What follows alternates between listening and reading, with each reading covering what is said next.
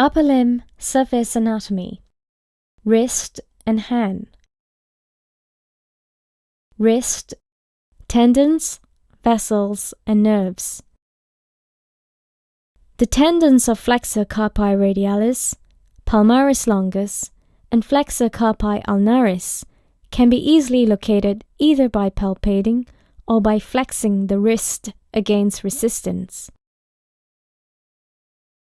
Palpate the Flexor Carpi Radialis tendon. It is located on the radial side of the Palmaris Longus tendon. The radial artery pulse can be palpated proximal to the wrist joint on the radial side of the Flexor Carpi Radialis tendon. Palpate the Palmaris Longus tendon. It may be absent, but when present, it lies on the ulnar side of the Flexor Carpi Radialis tendon. Median nerve. Palmar cutaneous branch. The median nerve gives off the palmar cutaneous branch in the forearm, just proximal to the wrist. The palmar cutaneous branch of the median nerve lies between the Flexor Carpi Radialis and Palmaris Longus tendons. Palpate the Flexor Carpi Ulnaris tendon. It is easily palpated on the ulnar side of the forearm. The ulnar artery and the ulnar nerve travel through the distal forearm and into the hand on the radial side of the Flexor Carpi Ulnaris. Structures on the wrist. Superficial radial nerve, radial artery.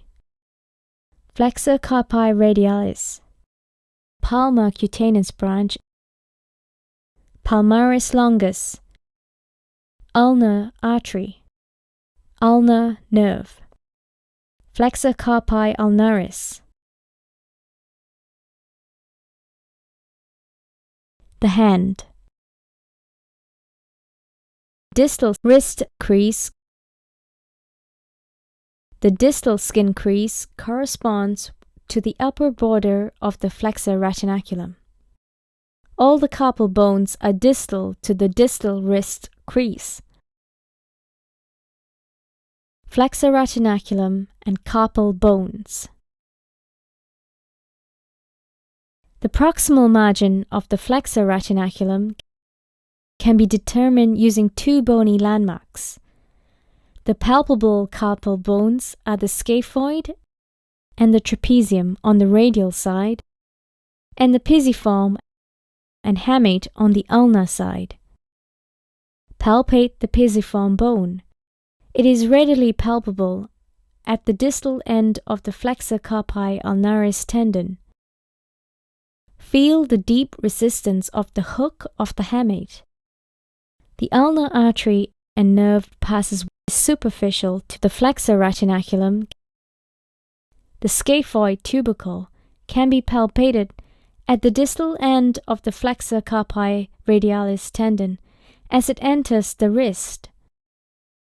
An imaginary line between these 2 points marks the proximal margin of the flexor retinaculum. The distal margin of the flexor retinaculum is approximately deep to the point where the anterior margin of the thenar eminence meets the hypothenar eminence near the base of the palm. Carpal bones and carpal tunnel.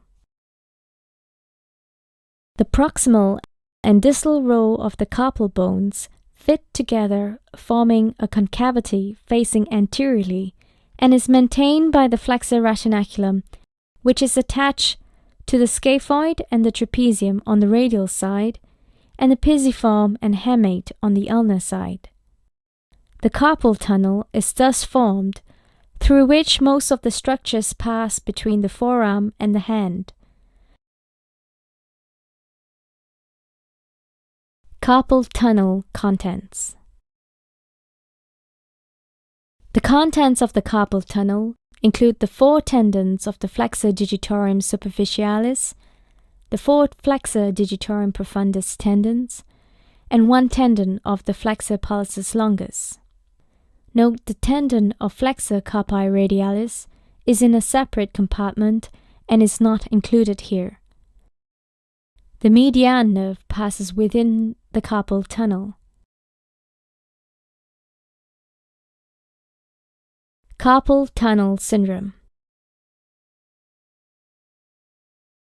A swelling in the carpal tunnel, or a space-occupying lesion here, may compress the median nerve and can cause motor loss of the thenar muscles and sensory changes over the palmar aspect of the radial 3½ fingers.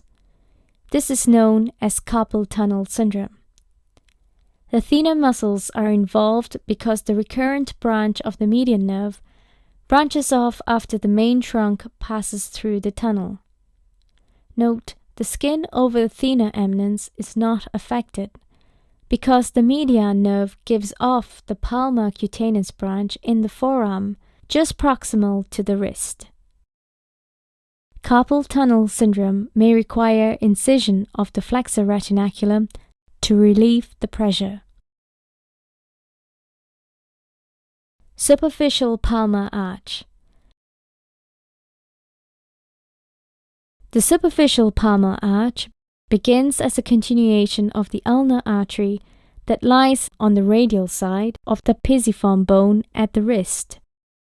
The arch reaches as high as the proximal transverse skin crease of the palm and terminates laterally by joining a vessel of variable size from the radial artery in the forearm.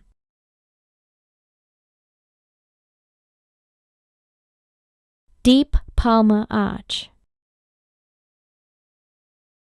The deep palmar arch begins as a continuation of the radial artery.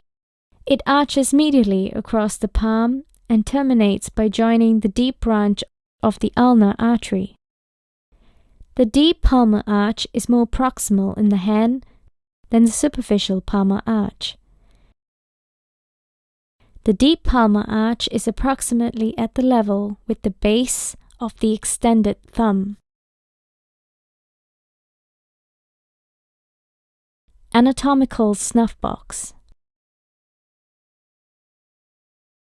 The anatomical snuffbox is the area of the wrist between the tendons of extensor pollicis longus on the ulnar side and the extensor pollicis brevis and abductor pollicis longus on the radial side. The radial artery passes through the anatomical snuffbox when traveling laterally around the wrist to reach the back of the hand. In the anatomical snuffbox, the scaphoid and the trapezium bones are palpable. The radial artery pulse can be palpated in the floor of the anatomical snuffbox in a relaxed wrist. The cephalic vein crosses the roof of the anatomical snuffbox, and cutaneous branches of the radial nerve can be palpated by moving a finger back and forth along the tendon of the extensor pollicis longus muscle. Falls on an outstretched hand can cause fractures of the scaphoid. Pain and tenderness in the anatomical snuffbox may indicate a fractured scaphoid bone. Movements of the thumb and fingers. The thumb is extended when it moves laterally, away from and in the same plane as the palm of the hand, and flexed when this is reversed. The thumb, though, is abducted when it's moved forwards from the anatomical position, away from the plane at right angles to the palm of the hand, and adducted when it moves back again. Opposition is the movement of the thumb across the palm of the hand, as in bringing together the thumb and the little finger. It is an important component of the precision grip. Movements of the digits are brought about by the intrinsic muscles of the hand, which include the thenar muscles, the hypothenar muscles, the tendons of the forearm flexors, the interosseous muscles, the lumbricals, and the tendons of the forearm extensors. Abduction of the digits are caused by dorsal interosseous muscles. Adduction of the digits towards the midline is caused by the palmar interosseous muscles.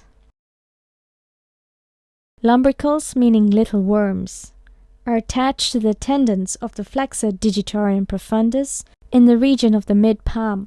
They pass to the radial side of the bones to the extensor expansion of the same digit in such a way as they flex the metacarpal phalangeal joints. The resultant movement is straight finger flexion.